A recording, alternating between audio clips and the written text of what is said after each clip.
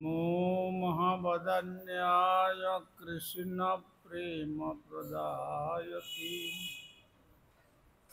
कृष्णाय कृष्णचैतन्य नाम्ने गौरतिसे अङ्गस्य मलिमच्छटाभिरवितमन्दीकृत्यन्दीवरम् जड्डञ्जागुडरचिसंविदधतं पट्टं वरस्य बृन्दारण्यविलासीनमृतिलसद्दमाधीरामोदरम् श्रीराधास्कन्दनिवेशितजलभूजं धैम श्रीराधादामोदरम् ॐ नमः भगवते वासुदेवाय।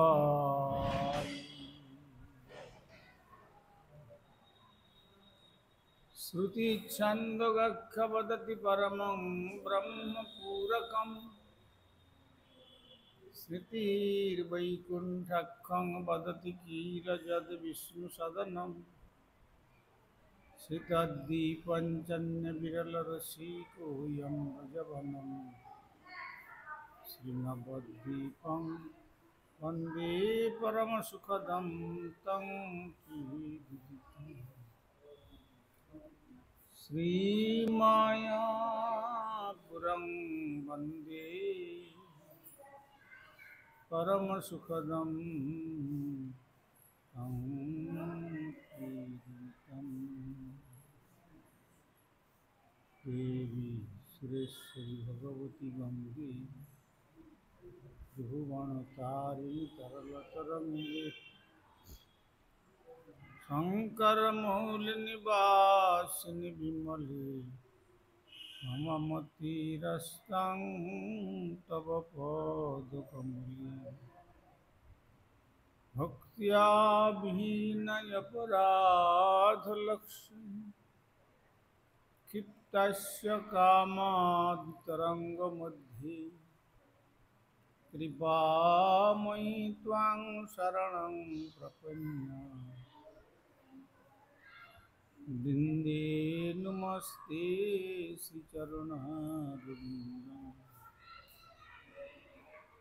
श्रीकृष्ण चैतन्य प्रभु नित्यानंद श्री अद्वैत गदाधर शिवासादि गौरभक्तवृंद। हरे कृष्ण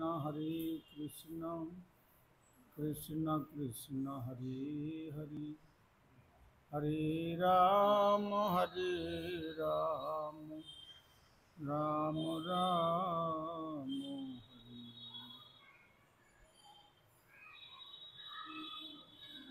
श्री गुरुदेव जय प्रभुपाद जय राधा जय श्री राम।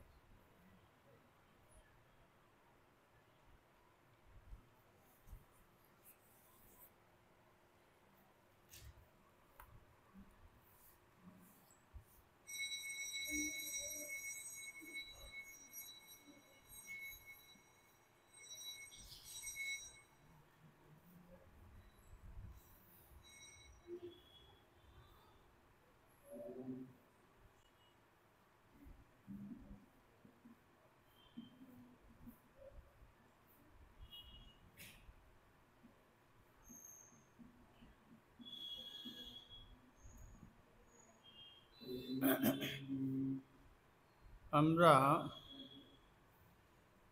বিগত কল্য আস্বাদন করেছিলাম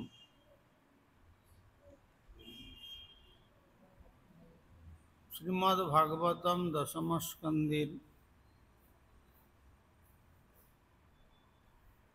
চতুর্বিংশ অধ্যায়ে 34 সংখ্যক শ্লোকে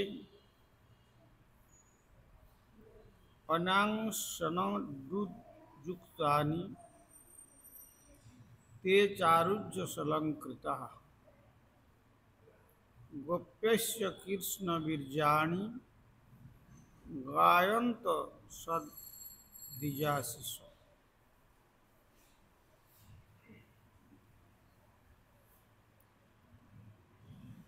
অর্থাৎ সুন্দর অলঙ্কারে শোভিত গোপীগণ যখন বৃষবাহিত শকটে আরোহণ করে অনুগমন করেছিলেন,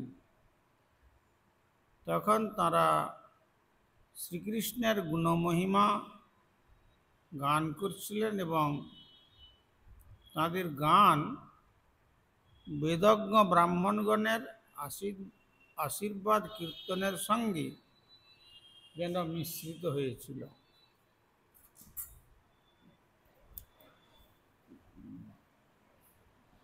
এই পর্যন্ত আমরা বিগত করল আস্বাদন করেছি। আজকের বিষয় কৃষ্ণস্তন্যতমং রূপম গোপ বিশ্রম্ভণঙ্গতঃ শৈলস্মিতি ব্রুবন ভূরি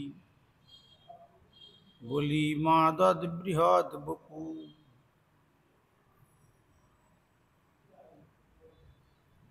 কৃষ্ণ তু অন্যতমম রূপম গোপ বিশ্রম্ভণম গতঃ। শ্রীকৃষ্ণ তখন অন্য রূপম দিব্যরূপ গোপ বিশ্রম্ভণম গোপগণের বিশ্বাস উৎপাদনের জন্য ধারণ করলেন শৈল প্রকৃত পর্বত। অস্মি আমি ইতি এই কথা ব্রুবন বলে হুরি বলিম প্রচুর বলিম অর্ঘম আদত তিনি গোগ্রাসে ভক্ষণ করলেন। বৃহৎ বপু তার বিশাল রূপে।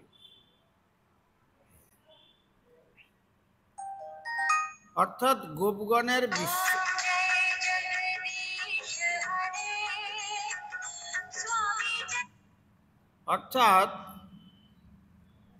গোপগণের বিশ্বাস উৎপাদনের জন্য শ্রীকৃষ্ণ তখন এক অভূতপূর্ব বিশাল রূপ ধারণ করলেন। আর কি বললেন?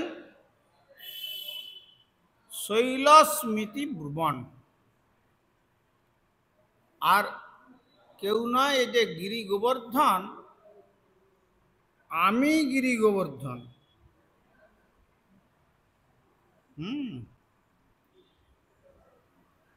এই কথা ঘোষণা করে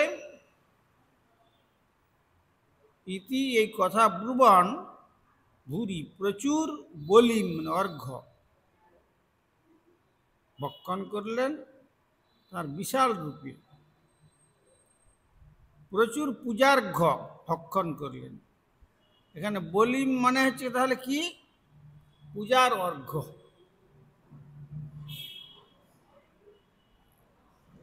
পূজার অর্ঘ্যকে বলা হয় বলিম। তাহলে এখানে শ্রী ভগবান শেষে বললেন আমি সেই গোবর্ধন।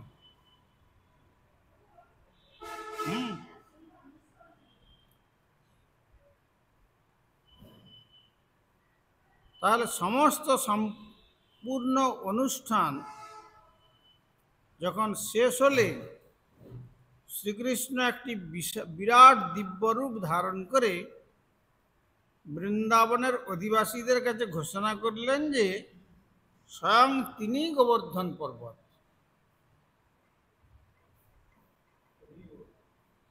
যাতে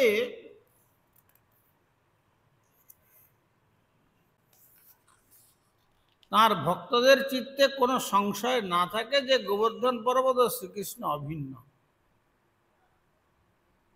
যদিও আমাদের গোবর্ধনাষ্টকম তার মধ্যে বর্ণনা দিয়েছেন আমাদের রঘুনাথ দাস গোস্বামী, হরিদাস বর্জ্য, হরিদাসগণের মধ্যে শ্রেষ্ঠ। কিন্তু ভগবান এখানে নিজ মুখে ঘোষণা করলেন কি, আমি নিজেই গোবর্ধন। সেই জন্য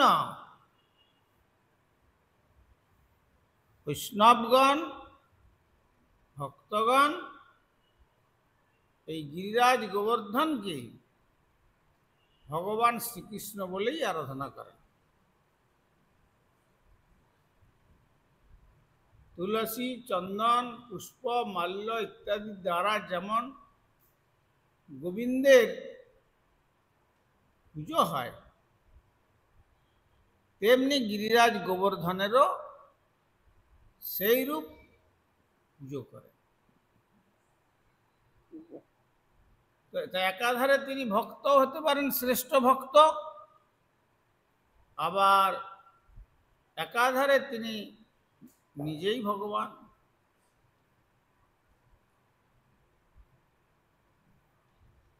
মানে তিনি, তার পক্ষে অসমর্থতা বলে কোনো জিনিস নেই। যেমন শ্রীকৃষ্ণ নিজেকে তিনি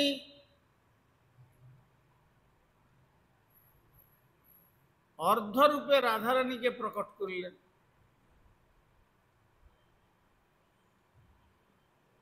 আবার রাধারানী বলছেন মমৈব পুরুষং রূপম কৃষ্ণ ইত্যভিধীয়তে। আমার পুরুষ রূপটা হচ্ছে কৃষ্ণ রূপ। তথাপি যেহেতু তিনি শক্তি তত্ত্ব, কৃষ্ণ পূর্ণ শক্তিমান আর শ্রী রাধার পূর্ণ শক্তি,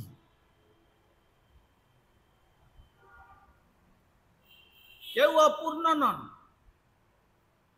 ইনি শক্তিতে পূর্ণ আর ইনি শক্তিমানত্বে পূর্ণ।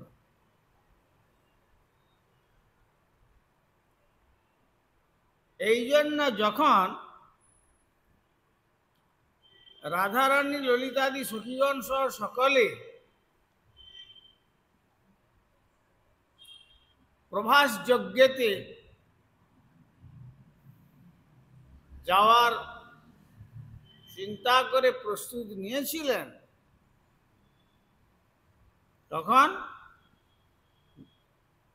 জটিলাদি তারা বাধা প্রদান করেছিল, প্রবল বাধা। তখন ওখানে রাধারানী কি করলেন, যে তোমাদের অনেক বাধা, অনেক অপমান আমি সহ্য করেছি, এবার তুমি দেখো কি করি। এই বলে তখন তিনি স্বয়ং রাধারানী কালী মূর্তি ধারণ করেছেন। ধারণ করে তাদের বধ করতে চাইলেন।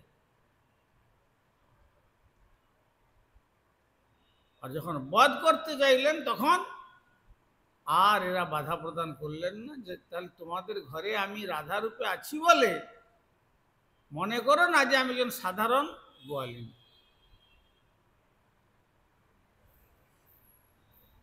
উমা, রমা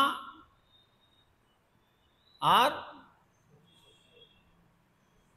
সত্যভামা, রুক্মিণী, রাধা অবতার সব আমনায়বান। বেদী এটা বলছেন যে উমা, রমা, সত্যা, সচি, চন্দ্রা, রুক্মিণী উমা রমা, উমা মানে দুর্গা, তারই এক রূপ কালী। রমা মানে লক্ষ্মী, বৈকুণ্ঠেশ্বরী। চন্দ্রাবলী তারই এক অংশ। শচী অর্থাৎ ইন্দ্রের পত্নী শচী দেবী, তিনিও। আবার ওর দ্বারকায় রুক্মিণী আদি সব রাধা অবতার স্বভাব নাই ভাই। বেদাদি শাস্ত্রেতে বর্ণিত হয়েছে এরা সব রাধারানীর থেকে প্রকাশ। তার মানে কি? তার মানে সমস্ত শক্তির উৎস হচ্ছেন রাধারানী, আর সমস্ত শক্তিমান তত্ত্বের থেকে যত প্রকাশ হয়েছে শক্তিমান তত্ত্ব, তাদের হচ্ছে উৎস ভগবান ব্রজেন্দ্রনন্দন শ্রীকৃষ্ণ। আর এই রাধা কৃষ্ণ দুয়ে মিলে, এই রাধা কৃষ্ণ দুই যখন মিলিত হয়ে এক হলেন, অন্যান্য বিলাস হয়ে রস আস্বাদন করি।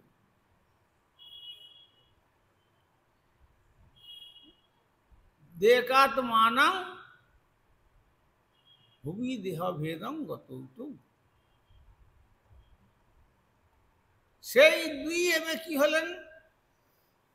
প্রকটাক্ষম তদ্বয়ং চক্ষুমাপ্তম রাধা ভাবদ্যুতি সুবলিতং নৌমি কৃষ্ণ স্বরূপ। তিনি হচ্ছেন শ্রী চৈতন্য মহাপ্রভু। তাহলে তিনি দেকাত্মা, তিনি দুই এর থেকে প্রথম এক ছিলেন, একম এবং দ্বিতীয়ম। তারপরে লীলারস আস্বাদনের জন্য রাধা কৃষ্ণ রূপে নিজেকে বিভাজন করলেন।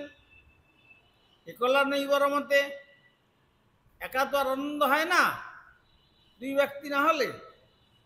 তারপরে সেই দুই আবার নিজ বাঞ্ছা পূর্ণত্রয়ের জন্য দুই এক হয়ে শ্রী চৈতন্য মহাপ্রভু রূপে এই শ্রীধাম মায়াপুরে অবতীর্ণ। রাধা ভাবদ্যুতি সুবলিতং নৌমি কৃষ্ণ স্বরূপ।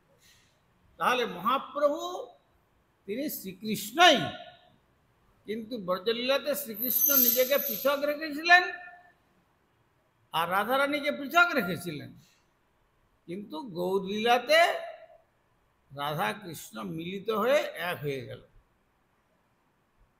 তিনি হচ্ছেন শ্রী গৌর সুন্দর। তাহলে এখানে অন্নকূটের যে অনুষ্ঠান চলল, যাতে করে কোনো সংশয় না থাকে ব্রজবাসীগণের অন্তরে, যে গোবর্ধন পর্বত ও শ্রীকৃষ্ণ অভিন্ন, এই জন্য ভগবান নিজ মুখে বললেন, অহং শৈলস্মি ইতি ব্রুবন, আমি সেই গোবর্ধন। তথাপি ব্রজবাসীরা দিব্যির গোচারণ করতে করতে সেই শিলার উপর দিয়ে হেঁটে চলেছে উপরে।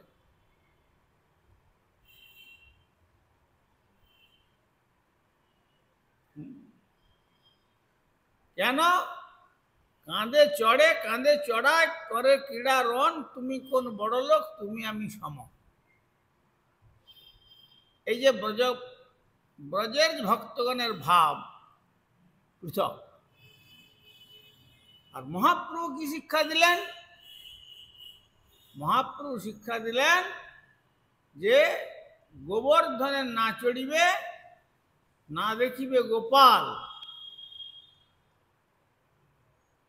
মাধবেন্দ্র পরিপাদ যে গোবর্ধন শৈলপরি গোপালকে প্রকট করেছিলেন, আর সেখানে অযোগ্য ব্যক্তি তারা সেখানে উঠবে না। আর বৃন্দাবনে যাইয়া না রহিবে চিরকাল। বৃন্দাবনে গিয়ে চিরকাল থাকলে কি হবে? ব্রজবাসীদেরকে প্রাকৃত বুদ্ধি হবে। অনেকে যেমন দেখা যায় ব্রজবাসীদের বিরুদ্ধে কেস মামলা মোকদ্দমা পর্যন্ত করে বসে আছে, করতে গেছে ভজন, আর তার পরিবর্তে ব্রজবাসীদের বিরুদ্ধে জমি জায়গা নিয়ে তাদের উগ্রতা সহ্য করতে না পেরে তারা মামলা মোকদ্দমা পর্যন্ত করে বসে। এই জন্য যতক্ষণ পর্যন্ত মধুর ভাবের সেই কৃষ্ণের মাধুর্য রস অপ্রাকৃত দৃষ্টিকোণেতে না আসে, ততদিন পর্যন্ত শ্রীধাম বৃন্দাবনে গিয়ে অবস্থান করতে মহাপ্রভু নিষেধ করেছে। আবার শ্রীমান মহাপ্রভু তার যিনি যোগ্য ব্যক্তি তাকে বলেছেন, ইহা হইতে যাহা বৃন্দাবন নিরন্তর কর কৃষ্ণ নাম সংকীর্তন। সুবুদ্ধি রায়কে বললেন, এক কৃষ্ণ নামে তোমার পাপ দোষ যাবে, আর কৃষ্ণ নামে কৃষ্ণ চরণ পাইবে, আর কৃষ্ণ নাম লইতে কৃষ্ণ স্থানে স্থিতি, অতি মহাপাতকের এই প্রায়শ্চিত্ত। যেখানে কাশীর পণ্ডিতগণ কি বললেন, প্রায়শ্চিত্ত পুছিল তারে, কাশীর ব্রাহ্মণ তারা কহে তপ্ত ঘৃত খাইয়া ছাড়হ পরাণ। ফুটন্ত ঘি পাত্রেতে ফুটবে, আর তুমি মুখবাদান করবে, আর তোমার মুখে সেই ফুটন্ত ঘি ঢেলে দেওয়া হবে, দিয়ে তুমি প্রাণত্যাগ করো। এইটাই প্রায়শ্চিত্ত। মুসলমানদের করোয়ার জল খাইয়েছে, তো জাতি নষ্ট করে দিয়েছে, এর এই প্রায়শ্চিত্ত। কিন্তু মহাপ্রভু প্রায়শ্চিত্তের বিধান কি দিলেন? যখন মহাপ্রভু গেলেন কাশীতে, তখন জিজ্ঞাসা করাতে তিনি বললেন যে না, প্রভু কহে ইহা হইতে যাহ বৃন্দাবন, তুমি এই কাশী ধামে থেকো না, এখানে হচ্ছে শৈবাদের স্থান।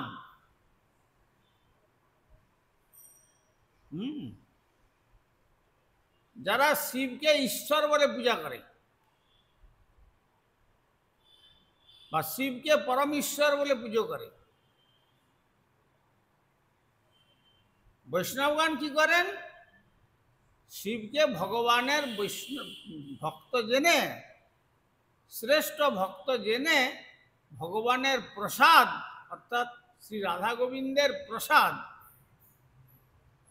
পুনরায় নিবেদন করেন। এস মহাপ্রসাদ নৈবেদ্যম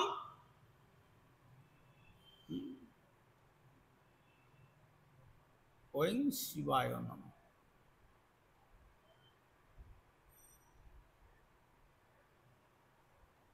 যেহেতু ভগবান হয়েও ভক্ত ভাব, বৈষ্ণবানাং যথাসম্ভু, পদ্মপুরাণেতে বেদব্যাস লিখলেন, বৈষ্ণবগণের মধ্যে শ্রেষ্ঠ হচ্ছেন শঙ্কর। তিনি পঞ্চমুখী ভগবান শ্রী গোবিন্দের নাম কীর্তন করেন। যদিও বলেছেন যে পঞ্চমুখে রাম নাম বলেছেন না, গান ত্রিপুরারি রাম সম্বন্ধে কে তিনি? কৃষ্ণকে দুই নামে অভিহিত করা হয়।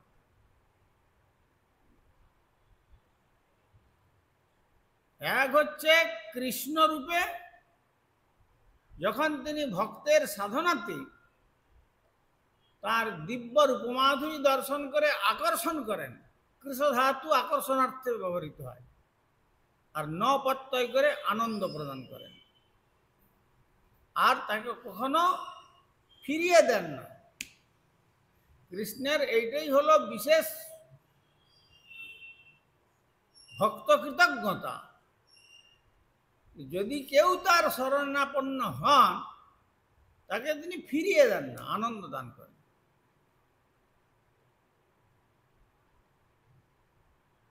কৃষির বাচক শব্দ নষ্ট নিবৃত্তিবাচক, নিবৃত্তির কোনো কথা নাই। তয়োরৈক্যং পরম ব্রহ্ম কৃষ্ণমিত্য বিধীয়তে। আর যখন তারপরে যখন তিনি ভক্তকে আনন্দ দান করেন, রমন্তে যোগিনন্তে সত্যানন্দে চিদাত্মনি রাম ইতি পদের নাশও পরম ব্রহ্ম বিধীয়তে।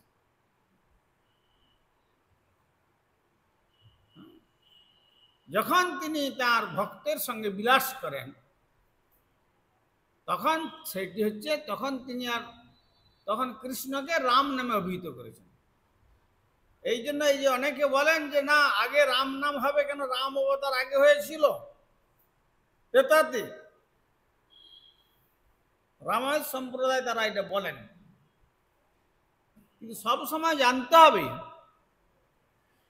যে মন্ত্রেতে কখনো এক মন্ত্রেতে দুই ইষ্ট দেবতার নাম হয় না। যখন মন্ত্র হবে তখন একটা মন্ত্রেতে দুই ইষ্ট দেবতা হবে না।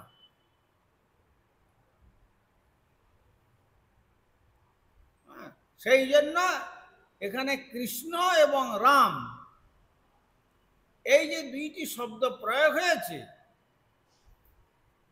এই দুইটি নামই হচ্ছে কৃষ্ণেরই নাম। আর সেই কৃষ্ণ নাম, কৃষ্ণকেই রাম বলে অভিহিত হয়েছে যখন তিনি রাধা রমণ রূপে, তখন তাকে রাম নামে অভিহিত করা। সেই জন্য বৈষ্ণব চূড়ামণি যে শঙ্কর, তিনি সেই চিদানন্দেতে তন্ময় হয়ে সেই নাম কীর্তন করেন। শঙ্কর দশরথ নন্দন রামের নাম কীর্তন করেন, কিন্তু রামায়ণ সম্প্রদায় তারা তাদের অজ্ঞতা প্রসূত, তারা আগে রাম নামকে আগে করে দিয়ে হরে রাম রাম রাম হরে হরে, হরে কৃষ্ণ কৃষ্ণ কৃষ্ণ হরে হরে এখনো করে তারা কীর্তন। আর ইদানিং যে বোম্বে থেকে যে গ্রন্থটি বের করেছে কলিসন্তন উপনিষদ, রামায়ণ সম্প্রদায়ের, তারা ওই মন্ত্রটিকে উল্টে দিয়েছে।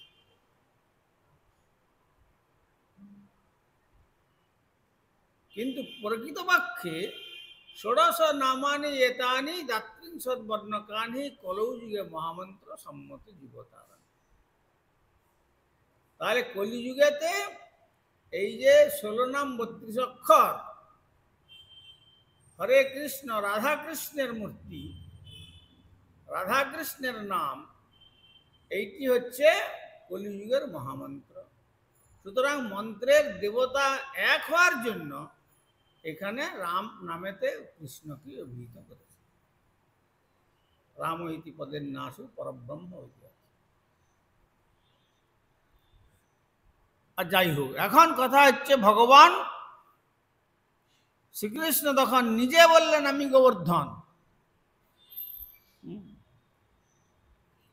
সেই জন্য ভক্তরা গিরিরাজ গোবর্ধনের চরণে তুলসী দেন, মস্তকে তুলসী দেন শালগ্রামবৎ, এবং শালগ্রামের যেমন স্নানাদি কার্য করান, তেমনি গিরিরাজ গোবর্ধনেরও সেই প্রকার সেবা করেন। তারপর কৃষ্ণ সেখানে নিবেদিত সমস্ত ভক্ষ্য সামগ্রী ভোজন করতে লাগলেন। আমি গোবর্ধন বলে সেই ভক্ষ্য সামগ্রী সব ভোজন করতে লাগলেন। কৃষ্ণ এবং গোবর্ধন পর্বতের অভিন্নতা ভক্তরা শ্রদ্ধা সহকারে এখনো মেনে আসছেন। আবার সনাতন গোস্বামী চরণকে ভগবান নিজে বলছেন, সনাতন তোমার এখন এত বার্ধক্য বয়স, তোমার প্রত্যুষে উঠে প্রতকৃত্য সমাপন করে তুমি এই 14 মাইল গিরিরাজ গোবর্ধন পরিক্রমা করো, আর এত পরিশ্রম হয়, তোমার পরিশ্রম দেখে আমার হৃদয় কষ্ট হয়। বয়স হয়েছে, এখন তুমি এই নিয়মকে কিছুটা শিথিল করো।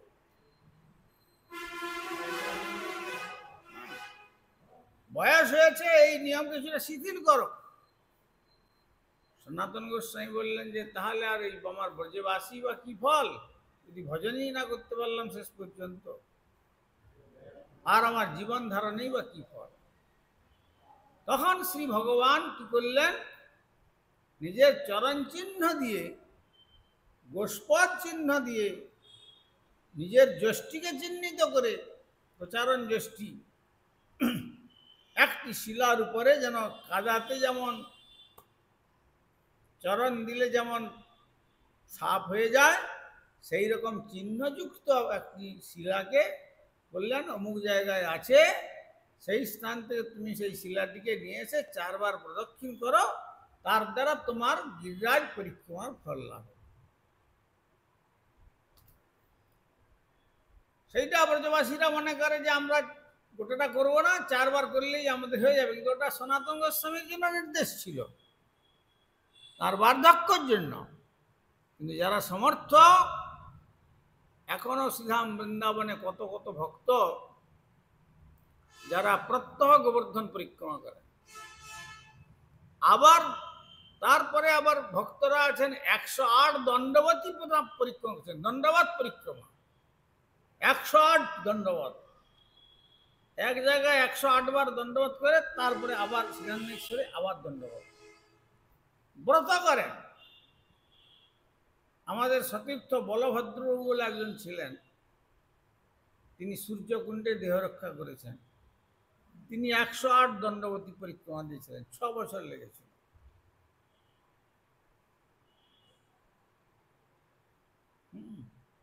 আবার কেউ কেউ তার থেকে আরো দৃঢ় সংকল্প করেন যে আমি এই দণ্ডবাদ করতে করতে গোবর্ধনের তটে দাস গোস্বামী চরণ যেমন বলেছিলেন, নিজ নিকট নিবাসং দেহি গোবর্ধনোত্তম, হে গোবর্ধন তোমার নিকটে আমাকে বাস দাও। আবার কোন কোন ভক্ত সেই গোবর্ধনের তটে প্রাণ ত্যাগের সংকল্প নিয়ে 1108 দণ্ডবতী শুরু করে। 1108 দণ্ডবত পরিক্রমা, এক জায়গায় 1108টি প্রস্তরখণ্ড রেখেছে, ওই সেই দিতে যাচ্ছে। সে এখন 25 বছর, 30 বছর, 40 বছরও লাগতে পারে, আর তার মধ্যে প্রাণটা চলে যাবে। এই সংকল্প করে ঘর থেকে তারা বেরিয়ে এসে এইভাবে দণ্ডবত পরিক্রমা দেন। গিরিরাজের প্রতি এত অনুরাগটা কেন? ভগবান নিজ মুখে বলেছেন, আমি স্বয়ং গিরিরাজ গোবর্ধন। বঞ্ছাকল্পতরুভ্যশ্চ কৃপা সিন্ধু ভৈবচ পৈদারং পাবনেভ্যো বৈষ্ণব।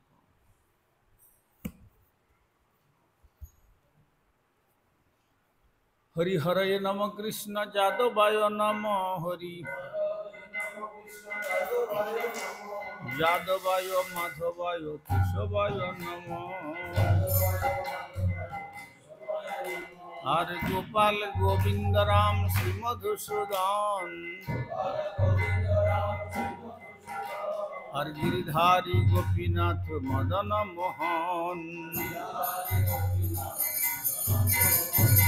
চৈতন্য নিত্যানন্দ শ্রী অদ্বৈত সীতা,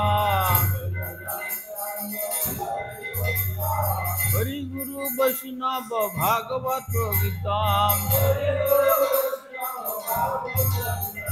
শ্রীরূপ সনাতন ভট্ট রঘুনাথ, শ্রীজীব গোপাল ভট্ট দাস রঘুনাথ, এই 6 গোসাইর করি চরণ বন্দন, যাহা হইতে বিঘ্ন নাশ অভীষ্ট পূরণ, এই 6 গোসাই যার মুই তার দাস,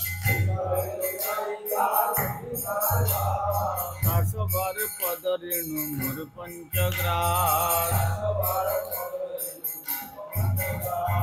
তাদের চরণ সেবী ভক্ত শোনেবার, জনমে জনমে হয় এই অভিলাষ। এই ছয় গোসাই যাবে ব্রজে পৈলাবার, রাধা কৃষ্ণ নিত্য লীলা করিলা প্রকাশ। মনের আনন্দে বল হরি ভজ বৃন্দাবন, শ্রী গুরু বৈষ্ণব পদে মজাইয়া মন। গুরু বৈষ্ণব পাদ পদ্ম করিয়া, হরি নাম সংকীর্তন কহে নরোত্তম দাস। হরে কৃষ্ণ কৃষ্ণ কৃষ্ণ হরে হরে, হরে রাম রাম রাম হরে হরে।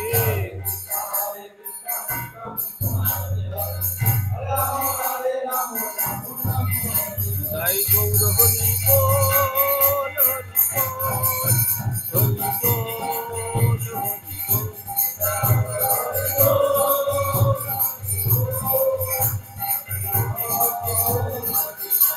জয় গৌর হরি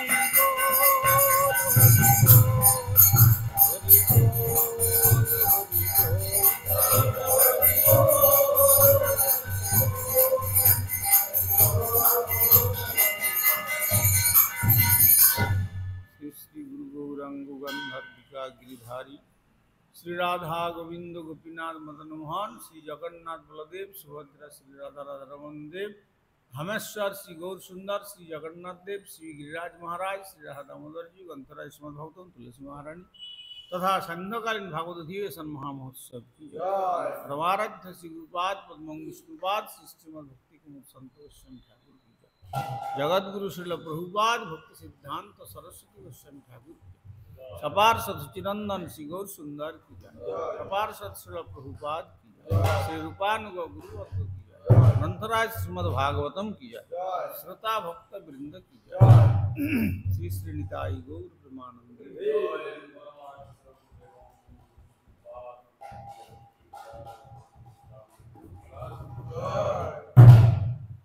রাধাকুণ্ড এবং শ্যামকুণ্ড জিউকে একসঙ্গে পরিক্রমা শুরু কোথা থেকে করতে হয়? রাধাকুণ্ড শ্যামকুণ্ডকে একসঙ্গে পরিক্রমা কোনখান থেকে শুরু করতে হয়? মুখারবিন্দ থেকে শুরু করা যায়, আবার রাধাকুণ্ড থেকেও শুরু করা যায়। রাধাকুণ্ডের শুধু রাধাকুণ্ড শ্যামকুণ্ডকে দণ্ডবোধ পরিক্রমা করতে গেলে কোনখান থেকে করতে হয়? শুধু রাধাকুণ্ডে, শুধু রাধাকুণ্ড এবং শ্যামকুণ্ডকে হ্যাঁ, দণ্ডবোধ পরিক্রমা করতে গেলে কোথা থেকে শুরু করতে হয়? যে কোনো একটা জায়গা থেকে করে যায়। সাধারণত করে মাঝখানে কেউ কেউ গিয়ে প্রণাম করে, আর সেইখান থেকে শুরু করে আবার সেইখানে এসে আবার প্রণাম করে উঠে আসে সঙ্গমস্থল থেকে। সঙ্গমস্থল থেকে ওই যে সিঁড়িতে নামছে, ওই সঙ্গমস্থলে প্রণাম করে তারপর উঠে এসে দণ্ডবোধ করতে করতে করতে করতে আসতে, তাই তো? তা উঠে এসে এই পাশে ঘুরবে, উঠে আসতে হবে, ডান দিকে যাবো না বাঁ দিকে যাবো? ওটা উঠে এসে ডান দিয়ে আসতে হবে, মানে কুঞ্জবেরি মঠের দিকে। ও, মানে রাধাকুণ্ডকে পরিক্রমা করতে গেলে ডান দিক দিয়ে করতে হবে? ডান দিকে, যেমন আমরা করি। আচ্ছা আচ্ছা। ওখানে রাধাকুণ্ড শ্যামকুণ্ড মানে তো রাধাকৃষ্ণই। আর গোবর্ধনজিকে পরিক্রমা করতে গেলে কোথা থেকে শুরু করতে হবে? ওই মুখারবিন্দ থেকে বা রাধাকুণ্ড থেকে। মুখারবিন্দ থেকে বা রাধাকুণ্ড থেকে। যাও, তোমাদের কাজ করো, ওই জন্য তাদের শেষ করে দেবো। আজকে দেখলাম যে নারায়ণ গোস্বামী মহারাজ জি উনি দণ্ডবোধ পরিক্রমা করলেন। কোথায়? গোবর্ধনজিকে। তো দণ্ডবোধ পরিক্রমা করতে কত সময় লাগে? একবার করে দণ্ডবোধ করছি। আমি ভাবছি যে রাধাকুণ্ড শ্যামকুণ্ডকে একবার দণ্ডবোধ পরিক্রমা করবো, এবার বৃন্দাবন পরিক্রমা একবার দণ্ডবোধ দিবে রাধাকুণ্ড শ্যামকুণ্ড দিতে পারো। কারণ গিরিরাজ পরিক্রমা করতে হয়তো অনেকটা সময় লেগে যাবে। গিরিরাজ তো দণ্ডবোধ দিয়ে একদিনে পারবে না। ওনারা করলেন কিভাবে? কারা? ওই যে নারায়ণ গোস্বামী মহারাজ। ও কদিন ধরে করছে, চিহ্ন দিয়ে আসলে কি জিনিস পেয়ে যায়? হ্যাঁ, চিহ্ন দিয়ে চলে আসে। চিহ্নটা যদি মুছে যায়? চিহ্ন মানে নুড়ি থাকে, নুড়ি। মানে যেদিনকার আমি দণ্ডবোধ পরিক্রমা শুরু করলে ওইখান থেকে যতটা হচ্ছে ততটা একটা ইট দিয়ে আসতে হবে, তাই তো?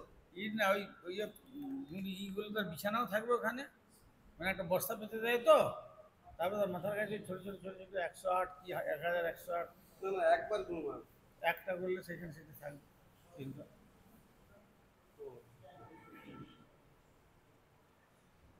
তো গিরিরাজ ধরুন মুখারো বিন্দু থেকে শুরু করলাম, তো কিছুটা দূরে গিয়ে আর মানে শরীরটা পাচ্ছে না, তাহলে ততটা আমি সেখানে একটা দড়ি রেখে আর আমার ওই এটা রেখে আর ওখানে একটা সিটের উপরে ওরা পরিক্রমা করছে, ওই একটা স্পঞ্জের সিটের উপর।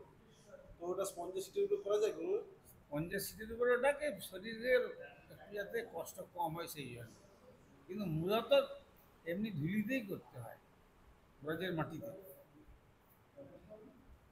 অনেক সাধারণ লোক বলছে। কিন্তু পারবে না তো, এমনিতে করতে পারবে না তো। এমনি করতে পারা যাবে অনেক মানে steel হাঁটু চৌকি- তো, হাঁটুতে এত লাগবে, এসব 108 করতে গেলে ঘা হয়ে যাবে।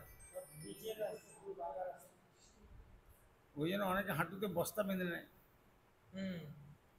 আর পায়েও দেখলাম বস্তা মারা যারা পরিক্রমা করছে। বয়স্ক লোক। কিন্তু ওই দিলে, ফোম দিলে ওটা ঠিক পূর্ণতা লাভ করে না। কিন্তু তোমার এই জামা কাপড় তো ওগুলো থাকবে তোমার, না, জামা কাপড় দিয়ে তো আর পরীক্ষা হয় না। খালি গায়ে করতে হবে। খালি মানে যে সন্ন্যাসীদের এই মানে উত্তরীয় আর এই কোটি বসন, পরামর্শ থাকবে না? ওইটাই তো উত্তরীয়। ও আচ্ছা। আর তোমার ওই সিটের উপরে, ওই যে সিটের উপরে ওটা সিটটা কিনে নিয়ে ওর উপরে দণ্ডবোধ পরিক্রমা করা যাবে না? ওটা না করা হবে। তাহলে এমনি তো করতে করতে করতে কিন্তু খুব কষ্ট হবে তো, যে হবে তো, চিপে হবে যে তো। লাগবে তো প্রচুর। তবে তো এখন তো যোগী সরকার অনেক সরল করে দিচ্ছে, রাস্তা ভালো করে দিচ্ছে। কোনো ওই যে রাধাকুণ্ড শ্যামকুণ্ডের ঠিক মাঝামাঝি পোর্শনে ওখানে একটা কুয়ো আছে। তো ওই কুয়োটার সাইড দিয়ে আসতে না, কুয়োটার এপারে হচ্ছে রাস্তা আছে, ওই রাস্তা দিয়ে আসতে হয়। না, কুয়াটাকে ওপাশ দিয়ে তো শোনো। হ্যাঁ, বলে। ও, ওইটা আমি ওইটা বলে কি দেখি জিওয়া, তাই জিওয়া বলছে, জিওয়া মন্দির নাকি বলে ওটাকে, নাকি গোবর্ধনজি অতগুলো কি ওটাকে জীব চলে এসেছে। তা আমি যদিও মানে এবারে পরিক্রমা করেছিলাম ওই যে ওই আপনি যে বললেন গড়িয়ে কুয়োটার ওপার দিয়ে আসতে হবে, ওই পার দিয়ে আমি করেছিলাম। আর এবারে যে আমরা পরিক্রমা করলাম, পরিক্রমা মুখারাবিন থেকে চলে গেছি, গিয়ে মহারাজ যে আমরা ছিলাম চলে গিয়ে তারপর একটা বাজারের ভিতর দিয়ে হ্যাঁ, হ্যাঁ, হ্যাঁ। ওইদিকে আমরা গেলাম। ওইটা ঠিক না গোবর্ধনের পাশ দিয়েই যাওয়াটা ঠিক? না, বাজারের ভিতর দিয়ে। বাজারের ভিতর দিয়ে কেন? গোবর্ধনের পাশে গোবর্ধন আছেন তো, ওখানে গোবর্ধন পায়ে লেগে যায়। ওখানে তো আমরা শুধু তো গুরু মহারাজ ওই গোবিন্দকুণ্ড যাত্রীতে বলে দিয়েছিলাম যে কেউ গোবর্ধনে হাত দিবে না, ঢুকতে মানে যাবে। ওইখান থেকে ভিতরে ঢুকে গেছিলাম, রাস্তায় ঢুকছিলাম, ওখান থেকে ঢুকে গিয়ে আবার যে ওই কি বাজার যেন মহারাজের নাম মনে করছি না, রাধাকুণ্ডে আগে বাজারটা পড়ে অনেক আগে, ওই ধারে গিয়ে আবার বাজারে ঢুকে গেছি। ওই বাজারের ওপার দিয়ে যেতাম বাজারের ভিতর দিয়ে। ভিতর দিয়ে তো বাজারের ভিতর দিয়ে। ও তো যাচ্ছে হাজার হাজার লোক, বুঝতে পারবে। আর ও অনেকে রোড দিয়ে যাচ্ছে, অনেকে গোবর্ধনের পাশ দিয়ে ওই রাস্তা আছে না, ভিতরে রাস্তা অনেক দূরে যাচ্ছে, ব্যারিকেডের ভিতরে রাস্তা যেটা আছে। ষোড়শ দানের লিস্ট কার কাছে আছে?